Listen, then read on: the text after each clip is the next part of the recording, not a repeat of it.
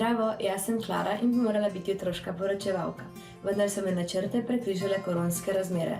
Zato bom kar nadaljavo izvedela, zakaj Metka in Julka, ki sta bili dolga leta zdravnici, menita, da je v smrt treba govoriti, pa ne le okoli 1. novembra. Veliko lažje in lepše živijo, če se pogovarjamo vsem. Torej o življenju v celoti, o življenju, ki se začne, ampak tudi o življenju, ki se konča. Starši so nam že, ko smo bili še mladi, umrli in mi smo se srečevali že iz poklica ven, tudi s težko bolnimi in smrtjo. Dolga leta sta pomagali umirajočim, zato vesta, da ni enega samega pravila, kako se obnašati, ko naš bližnji odhaja za zmeraj. Osnova je pa to, da znamo biti ob njem, da ne zbežimo stran in da ga poslušamo. Izkušnje kažejo, da so nekateri otroci, ki zbolijo, bolj odprti za pogovor kot odrasli. Seveda je težko in zanje je težko tudi gledati starše.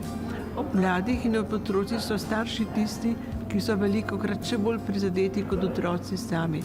Tako da otroci velikokrat starše po koncu postavljajo.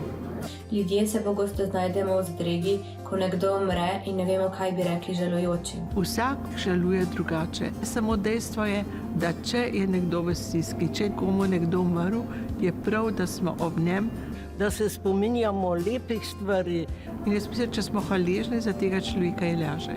Njun pogled na konec življenja se tudi zdaj, ko sta starejši in njuni sostanovalci starostniki, ni spremenilo. Starejša, ko sem, večja skrivnost postaja smrt. Sigurno, ko bo prišel tisti trenutek, takrat smo vsi zaprepadeni. Je pa tako, da svet, v katerem živimo, pa tako čuden postaja, da si mislim, da mogoče smo pa še premlade, da bi bilo dobro umreti v svetu, kakršen je.